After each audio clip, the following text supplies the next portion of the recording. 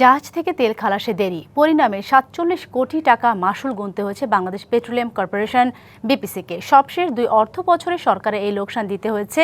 তবে এ নিয়ে মাথা ব্যথা নেই প্রতিষ্ঠানটির। অপচয় ঠেকাতে দ্রুত বঙ্গোপসাগরের তলদেশে নিয়ে নির্মিত দুটি পাইপলাইন চালুর দাবি বিশেষজ্ঞদের। দর্শক, এ নিয়ে আরও জানাতে সরাসরি যুক্ত হচ্ছেন সহকর্মী মাসুদুল হক। চলে যাচ্ছি তার কাছে। মাসুদুল, জাহাজ থেকে তেল খালাসে দেরির কারণে প্রায় ৪৭ কোটি টাকার মাশুল গুনতে হয়েছে বাংলাদেশ পেট্রোলিয়াম কর্পোরেশনকে।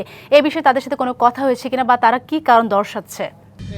যে বিপিসি তাদের যে তেল খালাসের প্রক্রিয়া সেটি আসলে অনেক আগের পদ্ধতিতে, এর ফলে যে মাশুল সহ নানা জটিলতায় তাদের পড়তে হচ্ছে। মূলত এর অন্যতম কারণ যেটি হচ্ছে একটু বলতে চাই, সেটি হচ্ছে আপনারা জানেন ২০২৪ সালে বঙ্গোপসাগরের তল দিয়ে নির্মিত হয় প্রায় বছরে ৮০০ কোটি টাকা সাশ্রয়ের জন্য প্রায় ৮,৫০০ কোটি টাকা দিয়ে নির্মিত এসপিএম প্রকল্প, যেটিকে বলা হচ্ছে সিঙ্গেল মোরিং পয়েন্ট। সেই প্রকল্পের কাজ কিন্তু এখনো শুরু হয়নি। এর ফলে যে তেলের যে খালাস প্রক্রিয়া সেটি আগের মতো হচ্ছে, এবং আগের মতো হওয়ার ফলে যে এই তেলের যে তেল চুরি বা তেলের বড় ট্যাঙ্কার থেকে যে তেল চুরি সেটি কিন্তু থামছে না। একটু তথ্য জানাতে চাই। সিলভার টিপ কন্ট্যাক্টে তৈরি নিরাপদ ও নান্দনিক ক্লিক সুইচ নির্ভরতা জীবন জুড়ে।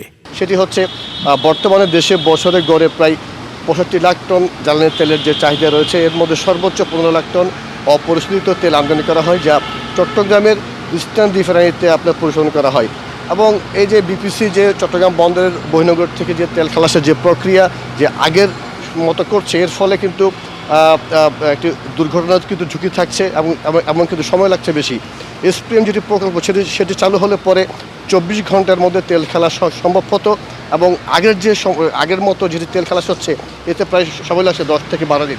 তো যেমনটি বলছিলাম, যারা তেল সংশ্লিষ্ট যারা রয়েছেন তারা সকলে বলছেন যে যেটি এসপিএম যে প্রকল্প সেটি চালু না হলে পরে এই তেল সেক্টরে এই ধরনের যে বিলম্ব মাশুল, নানা অনিয়ম বা তেলের অপচয়, যে রাজস্ব যে যে সরকারি অর্থ ব্যয় সেটি আসলে থামানো সম্ভব হবে না।